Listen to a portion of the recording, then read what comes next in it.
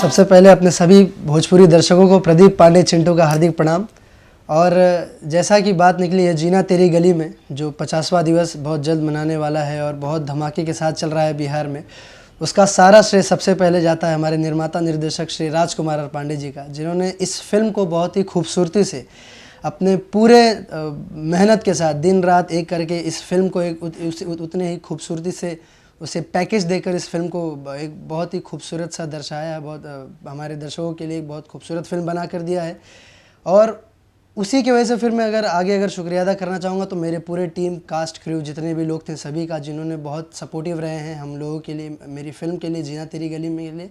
और सबसे बहुत बड़ा जो थैंक यू मैं अगर कहूँगा तो अपने तमाम दर्शकों को, जिन्होंने इस फिल्म को अपने एक हृदय से लगाया, एक बहुत ही अच्छे पॉजिटिव एनर्जी के साथ इस फिल्म को स्वीकार किया और लोगों ने 10-10, 15-15 बार इस फिल्मों को रिपीट बार देखा है। तो मेरे ख्याल से जीना तेरी गली में उन सबको बहुत अच्छा है, बहुत लुभाया है, बहुत अच्छा लगा है, बहुत अच्छा लगा। नायिका हर फिल्मों में एक नए नायिका नया एक्सपीरियंस होता है फिल्मों में काम करने का। और जो भी नए अदाकारा नई नई नायिका आती है, उनका एक अपना स्टाइल होता है, उनकी अदाएँ होती हैं जो फिल्मों में जो अच्छा लगता है। और चिंटू के साथ मेरे साथ अगर कोई भी हीरोइन आती है तो एक बहुत ही चुलबुल टाइप का जो हम कैरेक्टर होता है जो पूरे फिल्म में हम दोनों का, तो वो जैसे कि इस फिल्म में थी प्रियंका पंडित जी, तो उनका भी बहुत अच्छा कैरेक्टर था, उन्होंने बहुत अच्छे से अपने रोल को निभाया है।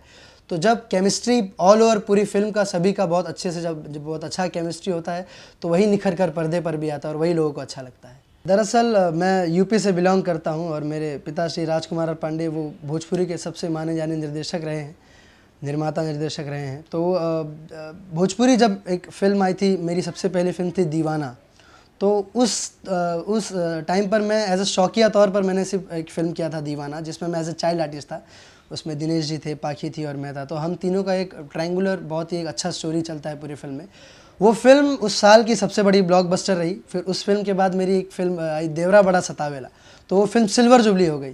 तो जब फिल्में अपने आप आती गई, फिल्में हिट पे हिट होती गई, दर्शकों ने इतना प्यार दिया, मेरे तमाम लोगों ने मुझे स्वीकार किया, चिंटू को। तो जब मेरा क्रेज़ बनता गया, लोगों ने मेरी फिल्मों को देखते गए बार बार, तो मुझे लगा कि चीज़ों को रीजनल में, ये परफॉर्मेंस को रीजनल चीज़ों में बांधने की ज़रूरत नहीं है। आप भोजपुरी करें, जो भी करें, बस मेहनत से करें, उसको शिद्दत से करें और आपको आपकी जो भी आपको सफलता है वो आपको हासिल होकर रहेगी। चीज़ें यही हैं कि आप अगर जैसे अब मैं आज भोजपुरी कर रहा हूँ, कल को अगर ऑफ़र्स आएंगे कोई बड़ी फिल्मों का हिंदी से या कोई भी, तो मैं ज़रूर करना चाहूँगा।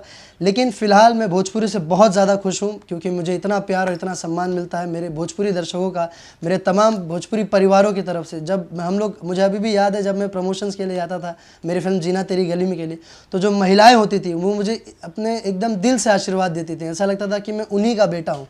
तो बहुत अच्छा लगता है कि जब आप ऐसे एक अपने लोगों के बीच में जब आपको अपनापन सा लगता है, गैरों के बीच में जब आपको अपनापन सा लगता है, तो वो बहुत बड़ी बात होती है। इसीलिए मुझे आज भी फ़ख्र है कि मैं भोजपुरी का एक बहुत अच्छा एक्टर हूँ। दरअसल मैंने ऐसा कोई ट्रेनिंग स्कूल या ट्रेनिंग कहीं से नहीं लिया है। मेरे जो भी ट्रेनिंग स्कूल या जो भी रहे वो सिर्फ मेरे पिता रहे हैं हमेशा, राजकुमार पांडे जी। उन्होंने ही हमेशा मुझे हर एक बारीकियाँ सिखाई हैं कि ऐसे नहीं ऐसे करो, ऐसे नहीं ऐसे करो।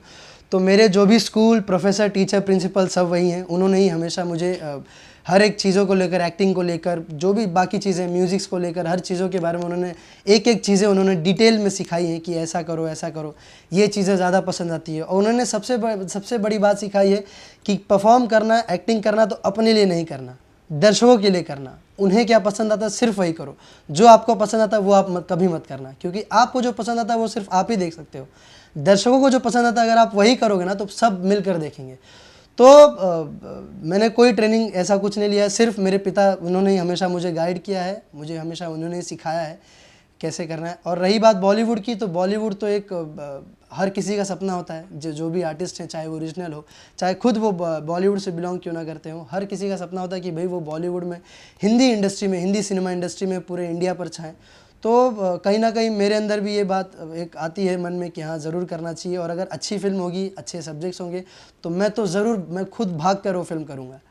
गाने वाला जो दौर एक चला था, जो सिंगर ट्रेंड चला था, वो एक अपनी एक अलग, एक जैसे एक सिंगर्स आते हैं अगर हमारे भोजपुरी इंडस्ट्री में, तो उनका एक अलग क्रेज़ होता है। मैं as a non singer actor आया लोगों के सामने और इतने कम उम्र में सबसे कम उम्र का हीरो आया, सबसे कम उम्र का नायक एक भोजपुरी इंडस्ट्री में आया और उससे इतनी सफलता मिली, दर्शकों का इतना प्यार मिला, बेतहाशा प्यार मिला। तो इसका सिर्फ और सिर्फ क्रेडिट जाता है मेरे पूरे दर्शकों को, क्योंकि उन्होंने ही मुझे एक्सेप्ट किया, इतने कम उम्र में चिंटू को एक्सेप्ट किया। इसके लिए मैं तहे दिल से आप सबका शुक्रिया अदा करना चाहूँगा। रियल लाइफ के चिंटू जितना चुलबुला नटखट होता है वही रियल लाइफ में भी है, क्योंकि जैसा आपका स्वभाव होता है किसी भी आर्टिस्ट का, आप किसी भी एक्टर पर्टिकुलर एक्टर का पकड़ेंगे, आप उनको अगर सिनेमा पर देखेंगे कि वो पर्दे पर कैसे रहते हैं, तो रियल लाइफ में भी कहीं ना कहीं वो ऐसे ही हैं, क्योंकि जो उनके अंदर से जो चीज़ें होती हैं, अगर उनके अंदर की जो सोच होती है वही सिनेमा पर खुल कर आती है। जो परफॉर्म करना होता है, जो नकली चीज़ें होती हैं, वो नकली चीज़ें एक सीमित तक होती हैं। जो कलाकार जिसका अंदर जो भी एक कला होती है वही उठकर वो सिनेमा पर भी दर्शाता है। तो रियल लाइफ और रियल लाइफ में कुछ खास फ़र्क नहीं है। चिंटू जैसा रियल लाइफ में वैसे रियल लाइफ में, जैसा कि एक उछलता कूदता चुलबुला लड़का है, बस वैसे ही मैं सिनेमा पर भी हमेशा दर्शाता आया हूँ। मैं तो अपनी स्टडीज़ कर रहा था, मैं अपनी स्टडीज़ में बिज़ी था। एक फ़िल्म आई थी जिसका मैंने जिक्र पहले भी कर चुका हूँ, दीवाना। तो दीवाना जब फिल्म आई थी तो मेरे पिता, एक रोल था उस फिल्म में, एक बच्चे का रोल था जो पूरी फिल्म में थ्रू आउट उस कैरेक्टर था। तो उसके निर्माता थे श्री रमाकांत प्रसाद जी। तो उन्होंने कहा कि पापा से कहा कि एक कैरेक्टर है ऐसा बच्चे का, तो ऐसा ऐसा है, तो चिंटू से कराते हैं। तो पापा ने बोला कि ठीक है, मैं बात करके देखता हूँ। तो पापा ने फिर मुझे बोला, तो मैंने बोला ठीक है। तो एक शौक़ के तौर पर मैंने क्या था कि चलो एक फ़िल्म कर लेंगे, तो एक ऐसे ही शौकिया तौर पे होता है कि चलिए एक फ़िल्म ऐसे ही रह जाएगा। तो दीवाना जब रिलीज़ हुई तो वो बहुत बड़ी ब्लॉकबस्टर फिल्म हुई 2009 की। तो एक सिनेमा हॉल है बरगनिया में, चंद्रा टॉकीज़, वहाँ पे दिलीप जायसवाल जी का सिनेमा हॉल है चंद्रा टॉकीज़। तो उनको एक फ़िल्म बनानी थी, देवरा बड़ा सतावेला, और उनको सबसे पहले गाना पिक्चराइज करना था, जीन्स छोड़ के पहना सलवार। तो उनको एक टीनेज लड़का चाहिए था। तो उनके स्टाफ लोगों ने कहा कि हाँ सर, ये दीवाना में एक लड़का है जो बंटी का कैरेक्टर किया है, वो बहुत बढ़िया किया है, आप उसको करके देखिए। तब उन्होंने डिसाइड किया मुझे लेने का, और देवरा बड़ा सतावेला में फिर मेरी लॉन्चिंग हुई। फिर उसके बाद रवि किशन जी, पवन सिंह जी, रानी चटर्जी, मोनालिसा, सभी इन्वॉल्व होते गए। और फिर जब देवरा बड़ा सतावेला आई तो वो 2010 की सबसे बड़ी ब्लॉकबस्टर रही। उसके बावजूद वो सिल्वर जुबली फिल्म रही जो 27-28 हफ्ता बिहार में चली थी। तो सब ऐसे ही धीरे धीरे फिल्में आती गई, अच्छी अच्छी सब्जेक्ट्स मिलते गए। तो फिर मैं इसी में इन्वॉल्व हो गया और इसी में प्रोफेशनली फिर जुड़ गया। मैं किसी कैरेक्टर में बंद कर नहीं रहना चाहता हूँ कि भाई मुझे सिर्फ यही भूमिका निभाना है या ये सिर्फ यही करना है, किसी भी प्रकार का हो। मैं तो चाहूँगा कि मैं हर प्रकार के, हर टाइप के रोल करूँ, कि ताकि उससे मेरी वर्सेटैलिटी दिखे कि मैं क्या कर सकता हूँ, क्या नहीं कर सकता हूँ, और कितना मुझे लोग पसंद करते हैं। मुझे अलग अलग किरदारों में, सिर्फ एक ही किरदार करके मैं सीमित ना रहूँ। मुझे दर्शक कितना पसंद करते हैं मुझे हर एक किरदार में, हर एक प्रकार के किरदार में। और मैं हर जितने भी निर्देशक हैं इस सिनेमा इंडस्ट्री के, वो सब मुझे उतना ही निखारेंगे उस चीज़ों के लिए, क्योंकि एक एक्टर जो होता है, जो कलाकार होता है, वो सिर्फ और सिर्फ निर्देशक पर डिपेंड करता है कि जो डायरेक्टर होते हैं वो किस तरह अपने एक एक्टर को जैसा एक एक्टर होता है, अगर मैं आपको कहूँ तो एक कच्चे मिट्टी की तरह होता है, कि आप अपने आप को सिर्फ डायरेक्टर को सौंप देते हैं कि भाई अब आपको इसको पका कर एक खूबसूरत सा इसको मूर्त बनाना है। तो मैं तो यही चाहूँगा कि मुझे तो हर तरीके का किरदार करना है, और मेरी यही तमन्ना है कि मैं हर टाइप का किरदार करूं और मेरे दर्शक मुझे ज़रूर पसंद करें हर किरदार में। रोल मॉडल ऐसा मैं किसी एक को तो नहीं कह सकता कि किसी एक पर्सनालिटीज़ को, बहुत सारे पर्सनालिटीज़ हैं जिन्होंने अपने लाइफ में, पूरे लाइफ टाइम उन्होंने अलग अलग कैरेक्टर्स के साथ, अलग अलग अपने किरदारों के साथ प्ले किया उन्होंने, और हर एक ने बखूबी निभाया। श्री आमिर खान जी, फिर अमिताभ बच्चन जी, तो जितने भी लोग हैं, ये जितने भी बड़े बड़े लोग हैं, इन्होंने अपने लाइफ में अगर उन्होंने एक छोटा सा भी एक मिनट का भी अगर अपना एक झलक दिखाया किसी फिल्म में, तो उसे भी वो खा कर चले गए हैं, क्योंकि उन्होंने अपने उस एक मिनट को भी उसने परफॉर्म करके चले गए हैं।